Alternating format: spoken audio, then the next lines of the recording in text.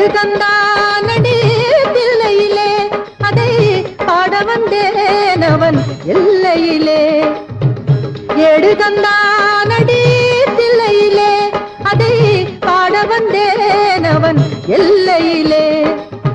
இறைவனை நாட இன்னிசை பாட திருமுறை கூறிடும் அறநெறி கூட எடுதந்தானடி தில்லையிலே.